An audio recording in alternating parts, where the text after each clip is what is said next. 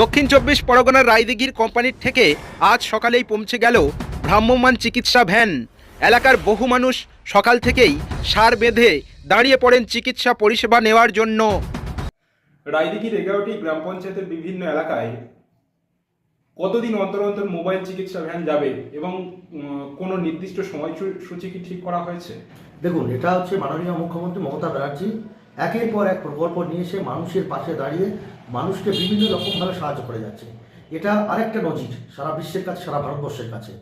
আজকের বাংলায় সারা যা হয়নি, আজকের প্রতিটা গ্রামে গ্রামে ভ্রাম্যমাণ গাড়ির ব্যবস্থা করেছে। কিছুদিন আগে মাননীয় মুখ্যমন্ত্রী মমতা ব্যানার্জি তিনি উদ্বোধন করেছেন।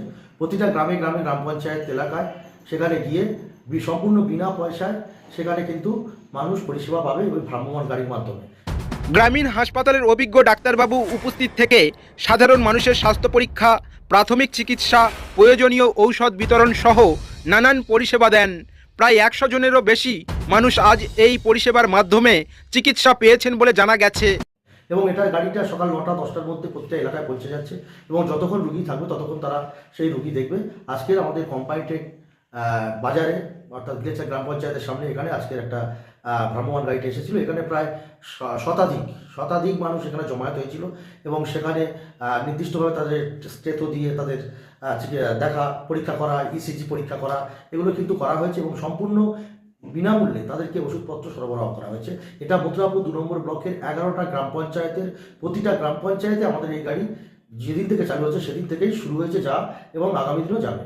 এদিন জেলা পরিষদের সদস্য উদয় হালদারও উপস্থিত ছিলেন এবং তিনিও নিজে চিকিৎসা করান। স্থানীয়দের সঙ্গে কথা বলে জানা যায়, এই ভ্রাম্যমাণ চিকিৎসা গাড়ি পৌঁছানোর ফলে দূরে হাসপাতালে যাওয়ার ঝামেলা অনেকটাই কমেছে। বিশেষ করে প্রবীণ ও মহিলাদের জন্য এটি অত্যন্ত সহায়ক হয়ে উঠেছে। এই ভ্রাম্যমাণ পরিষেবার মাধ্যমে কোন কোন ধরনের রোগের প্রাথমিক চিকিৎসা প্রদান করা হচ্ছে?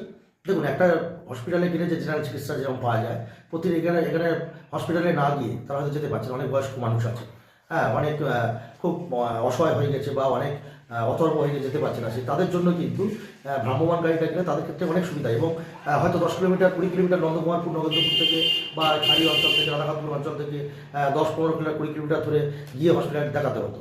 কিন্তু এক্ষেত্রে দেখা যাচ্ছে মানুষ অতি উৎসাহী এবং খুব আনন্দিত যে তারা হসপিটালে নাই, হসপিটালের ডাক্তারবাবু প্রয়োজনীয় ওষুধপত্র সব কিছু নিয়ে এসে নিজের পাড়ায় এসে তাদের চিকিৎসা করাচ্ছে।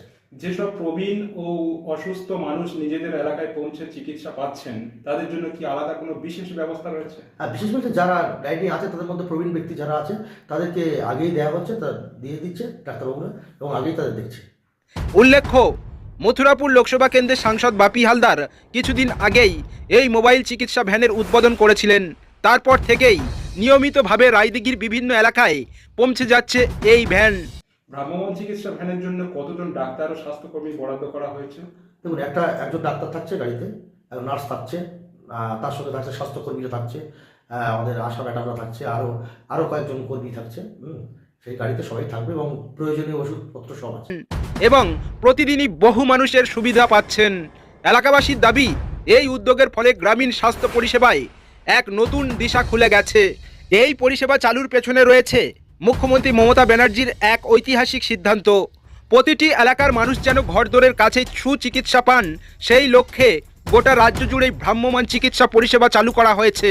তারই অঙ্গ হিসাবে আজ রায়দিঘির কোম্পানির টেক বাজারে এই বিশেষ স্বাস্থ্য শিবির অনুষ্ঠিত হয়। মানুষের দরজায় দরজায় স্বাস্থ্য পরিষেবা পৌঁছে দেওয়ার এই প্রচেষ্টা রায়দিঘির মতো গ্রামীণ এলাকাগুলিতে সত্যিই আশার আলো হয়ে উঠেছে। মোবাইল ভ্যান পরিষেবা শুরু হওয়ার পর স্থানীয় গ্রামীণ হাসপাতালে রোগের চাপ কি কমবে? রোগীর চাপ নিশ্চয়ই। অনেকেও নন্দকুমারপুর, নগেন্দ্রপুর, কুমড়োপাড়া বিভিন্ন এলাকা থেকে দূর দূরান্ত থেকে যারা রায়দিঘি হসপিটালে তারা জেনারেল রুগী হিসেবে দেখাতে আসতো, সেই জায়গাটাতেও অনেকটা কমলো, কারণ সেই এলাকায় পৌঁছে যাচ্ছে ডাক্তারবাবু এবং সেখানেই আউটডোরের মতো সেখানে কিন্তু বা এমার্জেন্সি বা আউটডোরে যে রুগীটা দেখা হতো সেখানে কিন্তু গ্রামে চলে যাচ্ছে এবং সেখানে কিন্তু নির্দিষ্টভাবে ডাক্তারবাবু সেই চিকিৎসাটা দিচ্ছে এবং যার ফলে হসপিটালের চাপটা একটু হলেও কমবে। ভবিষ্যতে এই ভ্রাম্যমাণ চিকিৎসা পরিষেবার মান উন্নয়নের জন্য আরো কি পদক্ষেপ নেওয়ার পরিকল্পনা আছে? দেখুন, এটা তো আমাদের স্বাস্থ্যমন্ত্রী তথা আমাদের মুখ্যমন্ত্রী মমতা ব্যানার্জি নির্দিষ্টভাবে তার নির্দিষ্ট স্বাস্থ্য দপ্তর নিয়ে পরিকল্পনা করেছে।